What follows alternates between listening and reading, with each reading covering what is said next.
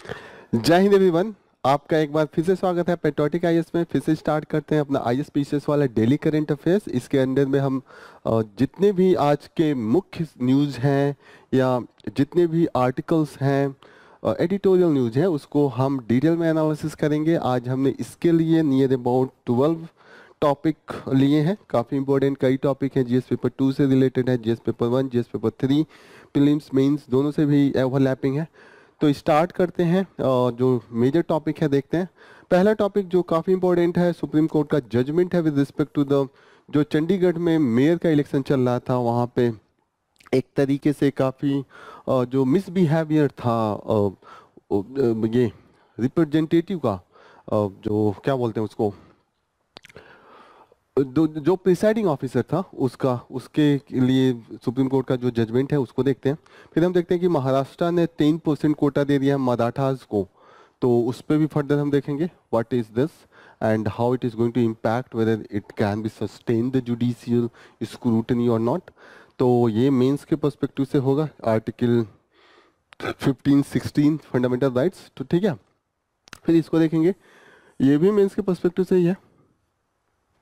Then we will study the women का जो job है, अगर वो मैरिड हो जाती हैं तो उनको जॉब से निकाल दिया जाता है, तो ये इलीगल है। अगर आप फायर करते हैं तो सुप्रीम कोर्ट एक्सेप्ट नहीं करेगा। This could not be reason, this is a type of discrimination. तो जिस यस पेपर 1 में सोसाइटी आता है उसके अंदर वीमेन्स आते हैं, तो वहाँ पे मेंस के पर्सपेक्टिव से इसको स्टडी किया जाएगा।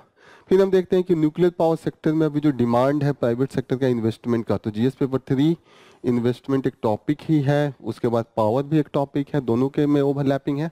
शशि थरूर को जो हाईएस्ट सिविलियन अवार्ड फ्रांस का है वो दिया गया है, तो ठीक है, एक तरीके से प्रीलिम्स के पर्सपेक्टिव से इंपॉर्टेंट है। मेंस के पर्सपेक्टिव से जब इंडिया फ्रांस का रिलेशन हम कभी भी डिस्कस करेंगे तो ये मेंशन कर सकते हैं।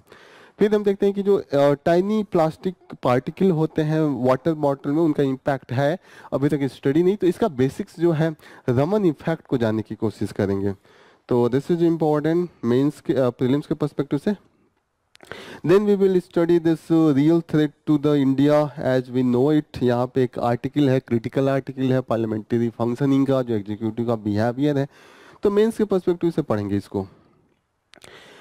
Then we will study this, जो फॉरेस्ट की डिफिनीशन की बात हो रही है, सुप्रीम कोर्ट में अभी चल ही रहा है इस पे केस, तो देखते हैं कि इसको फिर से एक तरीके से रीकैप है। कल हमने इसको काफ़ी कॉम्प्रिहेंसिव मैनर में कवर किया है, फिर भी एक रिकैप करेंगे ताकि जो कल पढ़ा है फिर से याद हो जाए, ताकि हम लंबे समय के लिए इसको रिटेन कर सकें। तो जीएस पेपर 3 इन्वायरमेंट में आता है। फिर पंचायत को लेके है कि उनका पावर रिस्पॉन्सिबिलिटी, जो उनका रिवेन्यू जनरेशन है वो क्या है, उस पर भी एक बहुत अच्छा एनालिसिस है। तो जीएस पेपर 2 का जो लोकल सेल्फ गवर्नेंस है उसके अंडर में ये आ जाएगा। After that we will study this national cervical cancer control scheme government लेके आई है। बजट में हमने फाइनेंस मिनिस्टर का देखा कि इसका मेंशन किया था, थोड़ा सा इसका बेसिक्स जानेंगे। बेसिक साइंस के पर्सपेक्टिव से इंपॉर्टेंट हो जाता है जीएस पेपर 3। अभी फार्मर्स प्रोटेस्ट फिर से स्टार्ट हुआ है, तो जानने की कोशिश करेंगे क्या रीजन है, क्या उनका डिमांड है। तो जीएस पेपर 3 एग्रीकल्चर में ये आ जाएगा, मेंस का टॉपिक है। And after that the right to maintenance for the divorce to Muslim women को लेकर देखेंगे कि एक तो एक्ट बना दिया था जब सायरा बानो केस आया था, उसी समय सेंट्रल गवर्नमेंट ने, जो राजीव गांधी की गवर्नमेंट थी, थोड़ा सा पैसिफाई करने के लिए मुस्लिम्स कम्युनिटी को, उन्हीं का जो पर्सनल लॉ है उसके पैरेलल विदाउट इम्पैक्टिंग कर रहा था। बाद में सुप्रीम कोर्ट का जजमेंट भी आया है, तो थोड़ा सा देखेंगे। तो ये तो एक तरीके से सोसाइटी का पार्ट हो गया। GS paper 1 society women's vulnerable section, उसके साथ जो रिलीजियस माइनॉरिटी है उसमें भी इसको हम पढ़ते हैं। तो नेक्स्ट इम्पॉर्टेंट न्यूज़ अब हम स्टार्ट करते हैं जो फ्रंट पेज से है। फ्रंट पेज में ये है कि एससी डिक्लेयर्स आप leader mayor of the Chandigarh. तो अभी हमने देखा था बीजेपी के लीडर को डिक्लेयर किया था, जो रिटर्निंग ऑफिसर है, ये है रिटर्निंग ऑफिसर। डिस्पाइट बीजेपी के पास सफिशिएंट नंबर नहीं था, फिर भी रिटर्निंग ऑफिसर ने जो अपोजिशन पार्टी थी उनके वोटों को इनवैलिड करके और इन्होंने डिक्लेयर कर दिया था। उस पर सुप्रीम कोर्ट का ऑब्जर्वेशन है कि हम ऐसे डेमोक्रेसी को एक तरीके से उसका जो डिसफंक्शनल होते हुए नहीं देख सकते। तो chief justice of India DY Chandrachud ने बोला है कि the action we will start the action against the Anil Masih. Anil Masih ये जो रिटर्निंग ऑफिसर हैं यही हैं, इन्होंने ही इनवैलिड किया था।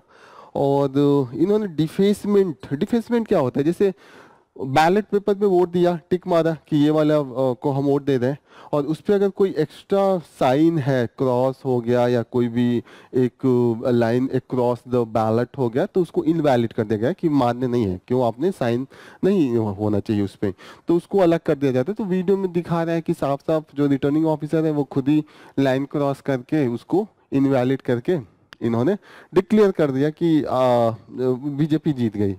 Total number of polled vote था 36 में 16 बीजेपी को था और 20 कांग्रेस और आप को मिला के था। इन्होंने 20 में से 8 को इनवैलिड करा, कहा कि आपका तो 12 हो गया, इनका तो 16 हो गया, ये मेजोरिटी में आ गया, मेयर इनका। तो ये हो रहा था एकदम खुल्लम खुल्ला। तो अब सुप्रीम कोर्ट के पास से गई तो यही है, इन्होंने कहा कि ये तो, फिर अभी बीजेपी ने कहा कि ठीक है वो तो माने गलती हुई है, तो आप फिर से इलेक्शन करा लीजिए, क्योंकि बीच में बीजेपी कई आपके जो कैंडिडेट है, मेंबर है, उनको बीजेपी ने खरीद लिया। तो सुप्रीम कोर्ट ने कहा कि ये हॉर्स ट्रेडिंग जो है ना, वो काफी डीप कॉन्सर्न है, इसको देखते हुए हम फिर से नहीं करेंगे। वो वोटिंग तो वैलिड था, लेकिन इन्होंने जो काउंटिंग किया था वो वैलिड नहीं था, तो हम वोटिंग को मानते हैं। काउंटिंग दोबारा करके उन्होंने आपके जो मेंबर है उनको मेयर बना दिया, तो ये डिक्लेरेशन है। फिर सुप्रीम कोर्ट ने कहा कि हमने बहुत ही जो इनके पास जो बहुत तगड़ा पावर देता है कॉन्स्टिट्यूशन आर्टिकल 142, इसके थ्रू इन्होंने इसका यूज किया। आर्टिकल 132 को बोलिए कि कंप्लीट जस्टिस करने के लिए, doing the complete justice in any cause any case, supreme court can pass order decree. ये कह सकते हैं कि ये होना चाहिए। अगर सुप्रीम कोर्ट को लगा कि जस्टिस नहीं मिल रहा है किसी को, तो अगर ऑर्डर देंगे उसको आपको इम्प्लीमेंट करना है। यहाँ पे ऑर्डर इन्होंने किया कि इनजस्टिस हो रहा था, डेमोक्रेसी को थ्रेट था, तो आपको मानना पड़ेगा। तो this is all about from this news. और बाद में ये भी बोला कि जो अनिल मसीह हैं इनके खिलाफ एक्शन लिया जाएगा। सेक्शन 340 जो है ऑफ क्रिमिनल प्रोसीजर कोर्ट है, इसको इन्होंने वायलेट किया है। तो बोला है कि आप इसका सो कॉज नोटिस गया है कि बताइए क्या रीजन था कि आपने ऐसा किया। फिर आगे देखते हैं क्या क्या स्टेप सुप्रीम कोर्ट लेती है। नेक्स्ट, और एक चीज और यहाँ पे बोला कि इन्होंने फॉल्स स्टेटमेंट भी दिया था कि वो जो वोट आया था वो इनवैलिड इनके पास आया था, और उसमें साफ साफ दिखता है कैमरे में कि इन्होंने ही इनवैलिड किया था। तो महाराष्ट्र ने 10% कोटा मराठा सेक्शन को दिया है। तो हम देखते हैं कि तीसरी बार, लास्ट 10 ईयर में तीसरी बार ऐसा है। 2 बार और सेपरेट है ये 50% को के अलावा जो 10% है। तो इन्होंने कहा कि जो ओबीसी का पहले से रिजर्वेशन था उसको हम नहीं ईट आउट कर रहे हैं, उसको नहीं हम डाइल्यूट कर रहे हैं, हम अलग से 10% दे रहे हैं। लेकिन जो पहले भी ये 10% था ये वैलिड नहीं होता, क्योंकि सुप्रीम कोर्ट ने कहा कि 50% क्रॉस नहीं होना चाहिए। 50% क्रॉस करना है तो आप कॉन्स्टिट्यूशनल अमेंडमेंट कीजिए। स्टेट गवर्नमेंट कॉन्स्टिट्यूशनल अमेंडमेंट नहीं कर सकता, सेंट्रल गवर्नमेंट करेगा। तो फिर से है कि यही जो वहाँ के जो लीडर हैं जिन्होंने ये डिमांड किया था, मनोज जारंगे पाटिल, इन्होंने कहा कि ये तो फालतू का चीज है, पहले भी ऐसे लॉ आया था, आपने तो हमें मूर्ख बनाया है। तो वही है कि ऐसे ऑलरेडी है और उसको सुप्रीम कोर्ट स्टक डाउन करेगा, यहाँ पे लिखा हुआ स्टक डाउन। तो अब देखते हैं आगे क्या होता है। एक चीज यहाँ पे इंपॉर्टेंट याद रखिएगा कि इंडिया में कुछ स्टेट के पास 2 हाउस है स्टेट लेवल पे भी, state legislative assembly, state legislative council. तो महाराष्ट्र के पास 2 है, टोटल 6 है जिनके पास, 6 स्टेट है उनके पास 2 लेजिस्लेटिव हाउस है, एक लेजिस्लेटिव असेंबली, लेजिस्लेटिव काउंसिल। 2 का तो एकदम याद हो जाएगा यूपी बिहार, 2 का और याद हो जाएगा तेलंगाना आंध्र, पहले एक ही में थे। अब जो 2 बच्चे, एक तो महाराष्ट्र हो गया, एक बच्चे बताइए कौन है, हु इज दिस, कर्नाटका है। तो कर्नाटका इज द 6th। तो प्लीज रिमेंबर, कभी पूछ दिया तो यू शुड रिमेंबर। यहाँ पे एक न्यूज है कि रशिया को लेके है कि Indian hired as a army helper force to fight in Russia, कि आर्मी का उन्होंने कहा कि आपको कम्बैट नहीं करना है, आप हेल्पर का काम कीजिएगा, जैसे कि आप ड्राइवर बन सकते हैं, आप कुक बन सकते हैं। लेकिन वहां पे जाके बोला कि ट्रेनिंग लो और लड़ो। तो अब इतने पैसे का लालच दिला दिया कि कुछ लोगों ने लड़ा। देखिए यहाँ पे जो सैलरी दिया है 1,95,000, 50,000 bonus. You can imagine as per the Indian standard this is very high. So कई लोगों ने काफी ज्यादा, जो एजेंट थे, पैसे लगा के गए कि इतनी सैलरी है 2.5 लाख। लेकिन अब वहां पे चले गए तो डिस्पाइट वहां पे एक की डेथ भी हो चुकी है, जो एक पर्सन है। तो अब कुछ आने को मना करें, क्या इतना पैसा लगा के आए तो कुछ तो पैसे निकाल लें। अब उनका ये है, ये लेवल है, मतलब इंडिया में जो पॉवर्टी एंड अनएम्प्लॉयमेंट का है कि people are ready to die but yes they want to earn something then they return. Already अब इतना स्टेक लगाने के बाद they will, yes their position will be not that much good. Next important news जो relevant है, हमारे शशि थरूर को civilian award दिया गया है फ्रांस का। सबसे जो बेस्ट अवार्ड होता है, सबसे हाईएस्ट अवार्ड, जैसे इंडिया का होता है भारत रत्न, वैसे फ्रांस का होता है चेवालियर डी ला लीजन डी ऑनर ऑनियोर। ओके, तो ये है। तो आप एक तो प्रीलिम्स में इसका रेलिवेंस है, फिर इसका मेंस में भी इंडिया फ्रांस के रिलेशन से आप लिख सकते हैं। दूसरा न्यूज़ है कि India to 26 billion private investment in nuclear power sector. तो पावर सेक्टर, जो न्यूक्लियर पावर सेक्टर है, एक तरीके से क्लीन एनर्जी माना जाता है क्योंकि ग्रीन हाउस एमिशन इसमें से काफ़ी कम है, नहीं के बराबर है। लेकिन इसमें रेडिएशन जो है ये गामा रेज, अल्फा रेज, जो न्यूक्लियर रेडिएशन है उससे इम्पैक्ट आता है। लेकिन उसको भी अगर हाई इंटेंसिटी डाइल्यूट कर दिया जाए तो नहीं होगा, तो हम इसको प्रमोट कर रहे हैं। आपको याद रखना चाहिए कि इंडिया का 100 में से 2% जो है न्यूक्लियर पावर प्रोडक्शन है। मतलब अगर 100 यूनिट पैदा होता है total electricity, 2 unit nuclear power से होता है। इसको हम बढ़ाना चाहते हैं, तो हमें चाहिए कि ज़्यादा से ज़्यादा इन्वेस्टमेंट होगा, क्योंकि इसमें जो स्टार्टिंग का अमाउंट है ज़्यादा लगता है लेकिन बाद में धीरे धीरे कम हो जाता है। तो please remember this, this is all about. Next important news है वुमेन्स को लेके है कि सुप्रीम कोर्ट ने बोला है कि rules that age out women from the job due to the marriage illegal. अगर कोई ऐसा रूल है जो ये बोले कि मैरिज होने के बाद आप जॉब नहीं कर सकते तो वो वैलिड नहीं होगा, उसके दम पे आप नहीं निकाल सकते किसी वुमेन को। वुमेन्स कोर्ट जाएंगी और सुप्रीम कोर्ट बोलेगा कि ऐसा नहीं है तो आपको रखना पड़ेगा, कंपनसेशन भी देना पड़ेगा। तो प्लीज़ इसको याद रखिएगा, एक पॉइंट है काफ़ी अच्छा है कि इन्होंने साफ साफ बोला है कि terminating employment because of the women has got marriage is a covers case of the gender discrimination. तो प्लीज़ रिमेंबर दिस, कभी भी ह्यूमन इंपावरमेंट पे है तो आप लिख सकते हैं। Next important news science and technology से है। जो हम लोग रोज बॉटल वाटर पीते हैं ना, बॉटल वाटर, उसमें जो टाइनी प्लास्टिक होता है वो अभी तक जो हमें लगता था कि बहुत कम है, उसका एक अमाउंट है जो इम्पैक्ट कर सकता है इंसान को। तो वही अभी स्टडी है, उन्होंने कहा कि इसमें एक है अच्छा खासा कंटेन और जो हेल्थ के लिए अच्छा नहीं हो सकता है। जो बेसिक साइंस इसके में है बस आप उसको जानिए कि इसको कहते हैं कि Raman effect stimulated Raman scattering imaging platform. इससे ये जानने को मिलता है कि जो किसी मॉलिक्यूल है उसका कंपोजिशन कैसा है, पार्टिकल कहाँ कहाँ अरेंज है, तब इससे हम जान पाएंगे कि कितना मॉलिक्यूल इस बॉटल वाटर में है। तो इसी का यूज करके हम जानने की कोशिश कर रहे हैं। And this could capture multiple image of the object molecule at a different wavelength. जैसे अब लाइट का डिफरेंट वेवलेंथ से डालेंगे, अब जैसे ये है पार्टिकल, यहाँ पे लाइट आया और कुछ लाइट को एब्जॉर्ब करेगा, कुछ स्कैटर करेंगे। स्कैटर का मतलब यहाँ से चारों तरफ बिखर जाना। स्कैटर जैसे शीशा गिरता है तो बिखर जाता है ना चारों तरफ टूट के, ऐसे ही लाइट बिखरता है। तो लाइट कुछ तो एब्जॉर्ब करेगा, तो उसका अगर स्टडी करें कि अच्छा कहाँ एब्जॉर्ब किया तो उससे पता चलेगा पार्टिकल कैसे ये अरेंज है, कंपोज्ड है। इसी को रमन इफेक्ट कहते हैं। Raman effect, when the light of a certain frequency is beamed at the group of atom of the molecule, the latter absorb, latter का मतलब यहाँ molecule absorb the energy beam and scatter into the different direction. This form of inelastic scattering, inelastic in scattering में जहाँ पे कुछ को absorb कर रहा है और कुछ को स्कैटर कर रहा है लाइट को, ठीक है। कोई कोई ऐसा मॉलिक्यूल होगा जो सारे लाइट को एब्जॉर्ब करेगा ही नहीं, सबको स्कैटर कर देगा। इसको इलास्टिक कहते हैं, जो सारे लाइट को स्कैटर कर दे। तो ये याद रखिएगा, यही कॉन्सेप्ट इंपॉर्टेंट है और इसको डिटेल में आपको नहीं जानने की जरूरत है।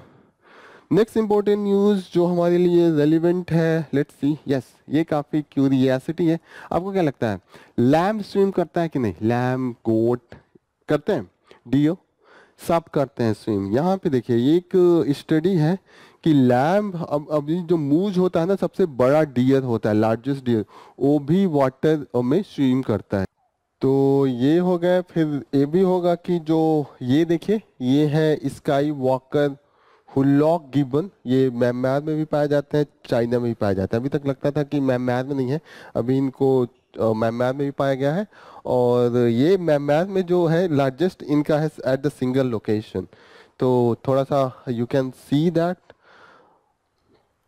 Next important news, the real threat to the India as we know it. तो ये थोड़ा सा क्रिटिकल पॉइंट है, पार्लियामेंट्री जो हमारा सिस्टम चल रहा है उसका है। इन्होंने लिखा है कि बोला है कि क्या अभी चल रहा है पार्लियामेंट में, ऐसा हमने इमेजिन नहीं किया था। जो relationship between the ruling class है, रूलिंग गवर्नमेंट है, और जो अपोजिशन पार्टीज है वो सही नहीं है। तो इन्होंने स्टार्ट किया है कि the constitution of India is one of the finest written constitution of the world and it include the articles that are like the fundamental rights, fundamental duties, DPSP, जो इसका बेसिक्स बनाता है डेमोक्रेसी को safeguard करने के लिए, ठीक है ना, यहाँ पे बोला है।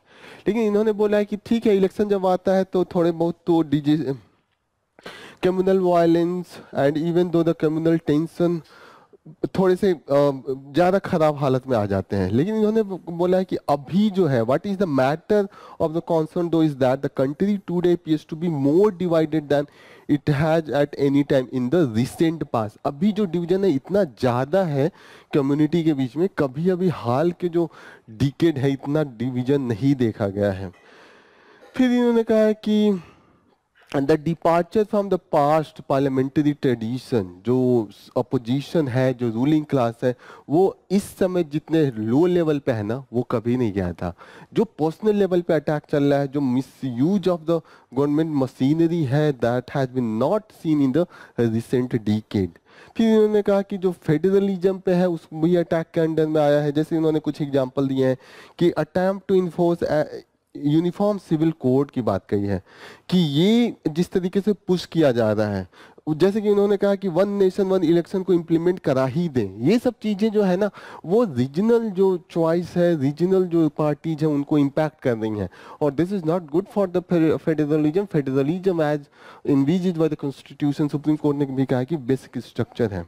अभी देख रहे हैं कि फेडरल जो ये है उसका ये डिफेक्शन का देखिए, डिफेक्शन जो इंजीनियर डिफेक्शन है। अभी हमने देखा कि महाराष्ट्र का देखिए कि जो पार्टियां किस तरीके से तोड़ी जा रही हैं, फिर रूलिंग क्लास के सपोर्ट के लिए आ रही हैं, दैट इज एक तरीके से अपने आप में एक तरीके से इलेक्शन ईयर्स में एक तरीके से दाग है ये डेमोक्रेसी पे। इन्होंने बोला है the writer is the former director of the intelligence of bureau, a former national security adviser and he was the governor of the West Bengal.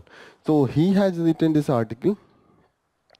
इन्होंने बोला है कि many other instances of engineered high level defection to the ruling party at the centre are again taking place across the country undermining the democratic principle and the practices. और इन्होंने बोला कि those holding in the reign power are the better position to alter the electoral verdict. जो power में है वो अगर थोड़ा बहुत ऊपर नीचे भी जा रहा है तो वो जो रिजल्ट है उसको वर्डिक्ट को चेंज कर सकता है। अभी हमने चंडीगढ़ में देखा था। तो पावर में होने का जो मिसयूज है, मशीनरी जो पावर है उसका इन्होंने क्रिटिसाइज किया है। रोल ऑफ गवर्नर को काफ़ी क्रिटिसाइज किया। इन्होंने कहा है कि अभी जो अपोजिशन रूल्ड स्टेट है उसमें तो गवर्नर को भेजा ही जा रहा है कि काम फंक्शनल जो है एक्टिविटी वो ना करने दीजिए, आप भी अपोजिशन बन के खड़े हो जाइए वहाँ पे। तो इन्होंने कहा है कि opposition ruled state has become major issue and centre are using the governors to checkmate the policy and program. अगर कोई भी लॉ बन के आता है गवर्नर उसको लटकाए रखेगा 2 साल 3 साल। अभी हमने केरला के केस में देखा, कर्नाटका के केस में देखा, तमिलनाडु के केस में देखा, लॉन्ग पेंडिंग रहा है। तो उसको भी सुप्रीम कोर्ट ने भी इस पे बोला है कि the role of the governor should not be like that, it should be the facilitating role not the creating the hurdle. What is apparent and the most lacking today is the absence of rule-based order. जो rule-based order है centre state relation में वो सबसे ज़्यादा है। Party to party relationship अब भी अच्छा नहीं रहा है। और जिस तरीके से अभी हमने देखा ईडी सीबीआई सबका यूज जिस तरीके से हो रहा है अपोजिशन पार्टी के, that is also making this relationship in a very deep low level.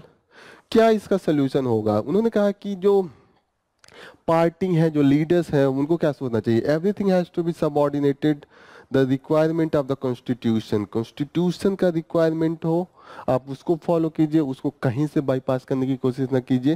And managing the subtle interplay between the interest and values and reforming the firm belief into the constitution, कि आपका जो interest है, political interest, आप उसको fulfil कीजिए, लेकिन कहीं ना कहीं जो कॉन्स्टिट्यूशनल वैल्यू है उसको मत गिराइए, बिना गिराए आप उस वैल्यू को, उस आपके अपने इंटरेस्ट को परस्यू कीजिए। तो this is all about from the this news. Critical perspective है, अगर आपको क्रिटिकल पर्सपेक्टिव में कभी कुछ पॉइंट चाहिए तो you can bring from there. Having panchayat as the self governing institution, ये दूसरा आर्टिकल है, ये बोल रहा है कि पंचायत को क्या सोचा गया था कि कैसे रोल प्ले करेंगे, उनकी जो इकोनॉमिक स्टेटस है, कैसे वो रिवेन्यू जनरेट करते हैं, उसके बारे में इन्होंने करा है। Local body in India would function and institution of local self government, ऐसा सोच के बनाया गया था। 73rd एंड 74th अमेंडमेंट लाने के बाद हमने लोकल सेल्फ गवर्नमेंट के लिए PRI लाया था, अर्बन लोकल बॉडीज लाया था, ठीक है। इन्होंने बोला था कि the law that has the commitment of the state government towards the decentralization has been vital for making panchayat institution and effective local governance mechanism at the grassroots level।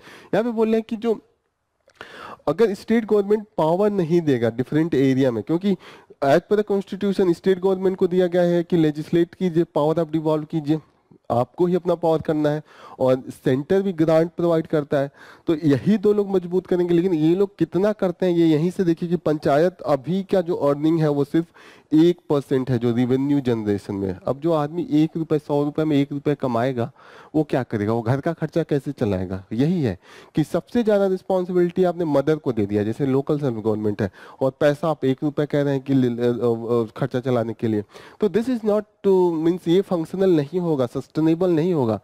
80% of the revenue is from the centre and 50% from the state, ठीक है ना।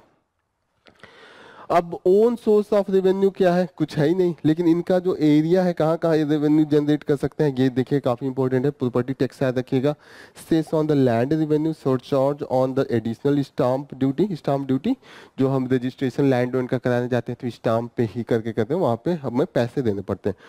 Toll tax on the professions, advertisement, user charge for the water, sanitation and lighting, these are all comes under the revenue source of the own source of the revenue for the local panchayats। okay, बोला कि अभी कहाँ पे increase किया जा सकता है, इस वाले में तो नहीं जनरेट कर पा रहे हैं। इन्होंने बोला कि income from the rural business hub and innovative commercial ventures, renewable energy project, carbon credit, और जो CSR होता है, corporate social responsibility and donation, इससे भी OSR जो पंचायत राज के लिए कर सकते हैं। अब यहाँ पे बोल रहे हैं कि ग्राम सभा का रोल क्या दिया है। रोल तो दिया क्या दे, आपको सिग्निफिकेंट रोल दे के रखे हैं, जैसे कि self sufficiency, sustainable development at the grassroot level आपको करना है, ठीक है। Decision making and implementation of revenue generating initiative that range from the agriculture, tourism and small scale industry। okay, they have authority to impose taxes, fee, levies and directing the funds towards the development project। A lot of responsibility has been given, but in the reality the power is very low। They are talking about that they will promote the entrepreneurship and foster partnership with the external stakeholder as well। okay, so this is like the giving the responsibility without the power and taking the power without the responsibility। okay, so here they have the role, lot of role, but how they can run the whole house in the 1 rupees। okay, so here it is given that they don't have that much। तो कैसे चलता था इनका काम, अभी तक उनको centre अच्छा खासा ग्रांट दे रहा था, अभी ग्रांट बढ़ा भी दिया था, अब ग्रांट इनको ज़्यादा मिल रहा है, सेंट्रल फाइनेंस और जो कमीशन का ग्रांट है, स्टेट का ग्रांट है ज़्यादा है, तो इनको दिमाग में नहीं आ रहा है कि कैसे, कभी कभी आपको पैसे मुफ्त में मिल जाए तो you will not think how to earn. तो ऐसे में इन्होंने अपना खुद का राइट नहीं किया कि आपको यस पेंशन दिया जा रहा है, जैसे कि अंग्रेजों ने कहा कि जो वहाँ के रूलर्स थे कि आपको हम पेंशन देंगे, पेंशन दिया फिर लास्ट में गैप कर दिया, तभी तो 80-75 का जो रिवॉल्ट हुआ था। तो यहाँ पे they are not, centre and state need to bring the policy that should incentivize them that they would have their own source of the revenue generation। इसी का इस पे इस टोटल जो आर्टिकल है यही इम्फेसिस कर रहा है। तो यू शुड नो कि रिस्पॉन्सिबिलिटी ज़्यादा दिया है, रेवेन्यू पावर नहीं है। नेक्स्ट इंपॉर्टेंट न्यूज़ जो है national cervical cancer control scheme है, जो अभी फिनेंस मिनिस्टर ने बजट में भी बोला था। ओके तो इन्होंने बोला था कि we are going to encourage the vaccination against the cervical cancer for the girls age between the 14 and age 9 to 14 years. Okay, so this is the age limit. What is this? Cancer of the cervix, literally neck of the womb. Okay, this is the neck of the womb, and this is unique among the cancer because almost 99% cases according to the world are the link with the infection with the human papilloma virus, HPV. Okay, and this is transmitted through the sexual contact. Please remember this. Okay, so what is the reason? And this is generally that this infection is the common, but when this common this infection is the persistent, in that case it result into the cervical cancer. So please remember this, and that what is the considered under that there could be the chances of cervical cancer. It is not just infection but infection for the persistent period. Okay, then it can lead to the, and here it has given that it is the second cause of the cancer death in India, and even India is number 2 in world. Both, this is the second cause for the women in the India, second leading cause for the cancer related death, and India is the second among this. Okay, and it is to be second most frequent cancer among the Indian women. यहाँ पे बोला है the age जो सबसे ज़्यादा impactful है 15 to the 44 years. यहाँ पे दिक्कत ये है कि यहाँ का जो स्क्रीनिंग है वो सिर्फ 2% है. This is the reason. अभी ये स्टेज पे डिटेक्शन हो जाएगा तो ट्रीटमेंट पॉसिबल है. ऐसा नहीं कि ट्रीटमेंट नहीं है, ट्रीटमेंट है अगर अर्ली डिटेक्शन हो. और इसके लिए डिटेक्शन करने के लिए जो मेथड है उसको VIA एंड विली टेस्ट कहते हैं. Okay, so what this is needed, this is the VIA and the Willi test, and it help look for the precancerous lesions and the cancer much before the advanced stage of disease can be picked with the cytology. A simple short procedure, cytotherapy, that is needed to be done while the patient is awake, destroy the abnormal growth. तो क्या इसका therapy है? साइटोथेरेपी. और इसका जो है वो treatment है. ठीक है ना? So it is given that it is easy to prevent, identify and treat the cervical cancer. यही बोला है कि ये ऐसा नहीं है कि बहुत डिफिकल्ट है, लेकिन ये है कि उसका टेस्टिंग कराना पड़ेगा गवर्नमेंट को. नेक्स्ट ये जो एडिटोरियल है वो जो हमने फॉरेस्ट लॉ को अमेंड किया था फॉरेस्ट को डिफाइन करने के लिए, ऑलरेडी हमने पढ़ा है प्रीवियस लेक्चर में कि यहाँ पे जो डिफिनीशन है फॉरेस्ट हटा दिया. ऑलरेडी पहले डाइवर्जन था. क्यों लॉ लाया गया था? फॉरेस्ट एक्ट को 1980 में क्यों लाया गया था? क्योंकि 1951 से 75 के बीच में जो लैंड का डाइवर्जन था काफी हाई था. ओके, इसको कम करने के लिए हमने लाया ताकि हम इसकी इंटेंसिटी कम करें, और कम भी हुआ. It has reduced to about 22,000 hectare. Okay, तो provision this piece of legislation largely applied to the forest act recognised by the Indian forest act. लेकिन यहाँ पे ये हो गया कि फॉरेस्ट का डेफिनेशन क्या हो इसमें डिफाइन नहीं था. तो TN गोदावर्मन थिरुमल पद जजमेंट था, उसमें कहा कि इसका ब्रॉडर डेफिनेशन लेंगे. ऐसा नहीं है कि गवर्नमेंट जो लैंड डिफाइन करेगा फॉरेस्ट वही है. जहाँ पे पेड़ पौधे हैं, लार्ज डेंसिटी है, उसको भी फॉरेस्ट करेंगे वेदर गवर्नमेंट है डिफाइंड और नॉट. तो इसको क्या कहा कि डीम्ड फॉरेस्ट है. अगर गवर्नमेंट ने नहीं डिफाइन किया है फिर भी वहाँ पे प्लांटेशन है तो उसको डीम्ड फॉरेस्ट है, और इसका भी रेगुलेशन एकदम गवर्नमेंट लॉ के अनुसार ही होगा. तो इसलिए अपना जो सेंट्रल गवर्नमेंट ने कहा कि इसीलिए तो हम लॉ में चेंज कर रहे हैं, क्योंकि ये डिम्ड फॉरेस्ट हो जाएगा. और डिम्ड फॉरेस्ट होगा वो प्राइवेट लैंड पे भी किसी ने अगर प्लांटेशन किया है, tree number of the tree large है, तो आप उसको फॉरेस्ट कर देंगे. फिर बाद में लोग ये पेड़ उगाना बंद कर देंगे, कहेंगे कि पेड़ ज्यादा उगेगा तो फॉरेस्ट डिक्लेयर हो जाएगा, और फिर हम अपने अनुसार कट नहीं कर पाएंगे. बार बार ऑफिशियल जो गवर्नमेंट ऑफिसर्स हैं उनके पास जाना पड़ेगा कि ये मेरा प्लांट है, कट करूं नहीं करूं, इससे इन्वायरमेंटल इम्पैक्ट है कि नहीं. तो गवर्नमेंट ने कहा कि यही तो हम चेंज करना चाहते हैं. क्यों चेंज करना चाहते हैं? क्योंकि अब लोग प्राइवेट जो लैंड है उस पर नहीं कर रहे हैं. तो उससे ये है कि हमको जो हमारा जो कमिटमेंट है पेरिस एग्रीमेंट और डिफरेंट एग्रीमेंट है at the international stage for the reduction of CO2, तो फॉरेस्ट कार्बन सिंक का काम करता है। हमने कमिटमेंट किया है कि 2.5 to 3 बिलियन टन हम रिड्यूस करेंगे, नेट जीरो गोल्स पे जाएंगे। नेट जीरो का मतलब जो इमिशन ज्यादा है जितना हम एब्जॉर्ब कर रहे हैं उसको बराबर कर देंगे। तो इन्होंने कहा, इसीलिए फिर कोर्ट ने कहा है कि आप इस रेगुलेशन पे करिए ना, अपने ऑफिशियल को कहिए कि वो जो इंटरवीन कर रहे हैं उसको कम करें, लेकिन फॉरेस्ट का डिफिनीशन यही रहेगा।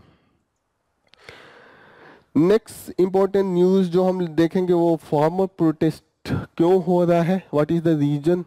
तो काफी इस लास्ट ईयर 2021 में हमने देखा था क्या रीजन था, वहां पे फॉर्म एक्ट आया था, 3 फॉर्म एक्ट लॉज को अपोज करने के लिए हो रहा था, फिर गवर्नमेंट को रिपील करना पड़ा था। लेकिन अभी उस समय एक डिमांड आया था कि एमएसपी लीगलाइज कीजिए, क्योंकि फॉर्म एक्ट से ये डर बना था कि एमएसपी जो है वो नहीं मिल पाएगा। एमएसपी क्या है, minimum support price. Minimum support price क्या है कि अगर मैं एक फार्मर हूँ, मैं खेती करता हूँ, कुछ अनाज या कुछ भी ग्रो कर रहा हूँ, तो अब उसका एक होता है कि मार्केट में डिमांड अगर नहीं रहा, जैसे अगर मार्केट में डिमांड है 200 किलो का और टोटल प्रोडक्शन 400 किलो का हो गया, तो 200 किलो कौन खरीदेगा। अगर 200 का डिमांड है, 400 चला गया, तो लोग कम है और अनाज ज्यादा है, तो रेट कम हो जाएगा। लोग 40 की जगह पे 5 रुपए में खरीदेंगे और फार्मर ने उगाया है तो बेचेगा। तो ऐसे यह होगा कि हमारा जो इनपुट है, फार्मर एक तो इतना मेहनत कर रहा है, इनपुट इतना लगता है कि उसको बीज खरीदना पड़ता है, फर्टिलाइजर खरीदना पड़ता है, ट्रैक्टर हायर करना पड़ता है, फिर मजदूर जना लगाना पड़ता है, तब तो खेती होती है, फिर 6 महीना वेट करना पड़ता है। लैंड अगर लीज पे दिया तो उसको भी पैसे देने पड़ते हैं। तो इतना इनपुट है और पैसे, अभी कई बार न्यूज में देखते हैं ना, टमाटर बेचने गए 2 रुपए किलो बिक रहा था, वो ऐसे ही फेंक के चले आते हैं। तो ऐसा ना हो कि आप पहले से ही सरकार एक फिक्स रेट कर दे कि हम अगर कोई नहीं खरीदा है तो सरकार को जाके बेच के आए। तो इससे होगा कि हमारा जो एक इंश्योरिटी रहेगा, सिक्योरिटी रहेगा, जैसे हम जमीन पे नहीं आ जाएंगे, एकदम जो होता है ना बिखरना, डिस्ट्रॉय नहीं होंगे फार्मर्स का।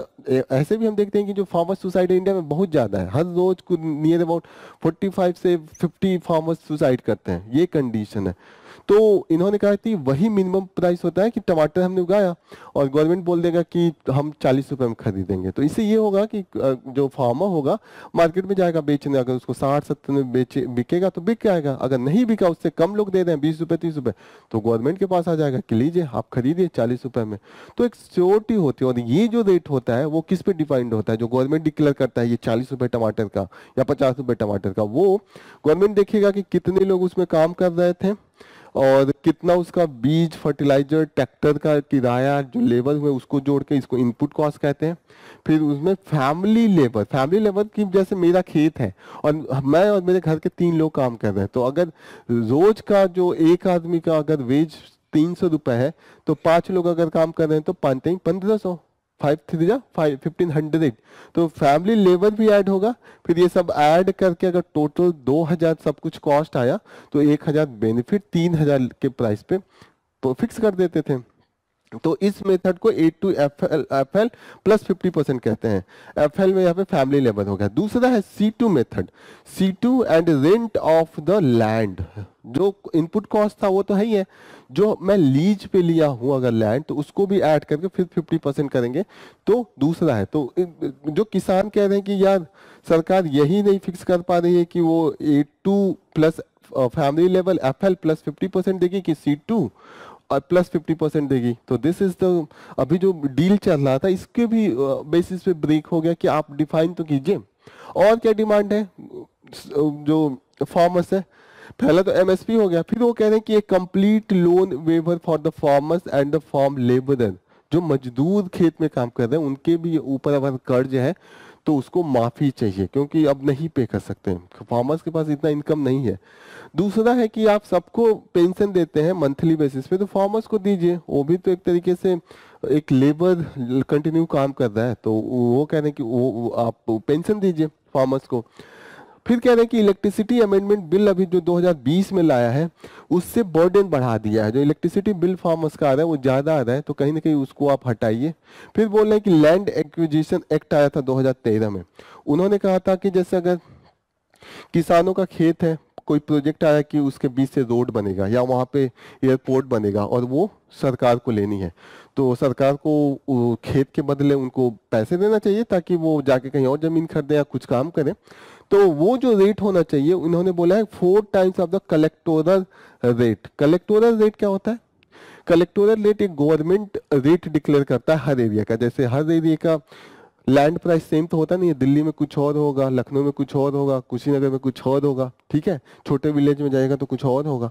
तो ऐसा होता है कि जब आप लैंड खरीदते हैं या बेचते हैं तो आपको कोर्ट में जाना पड़ता है, वहाँ पे रजिस्ट्री करवाना होता है, उसका रजिस्ट्री का प्राइस होता है, तो जितना प्राइस होता है उसी हिसाब से रजिस्ट्री स्टाम्प आपको खरीदना होता है। तो अगर ये मन अपने मन से लोगों को कहें कि आप खरीदे तो आपस में लोग गठबंधन कर लेंगे, बोलेंगे कि अच्छा तुम बताना सिर्फ ये 85,000 का लैंड है, 50 लाख का 50,000 कर देंगे, ताकि उनको जो पेपर खरीदना पड़े वो कम खरीदना पड़े। वरना जितना लैंड का रेट होता है पेपर का भी रेट उसी के आसपास हो जाता है, तो काफी महंगा हो जाता है बहुत, मतलब एक तरीके से 5 लाख 10 लाख देने पड़ते हैं। तो उन्होंने ऐसे तो लोग ऐसे कर देंगे तो फिर गवर्नमेंट का घाटा लगेगा।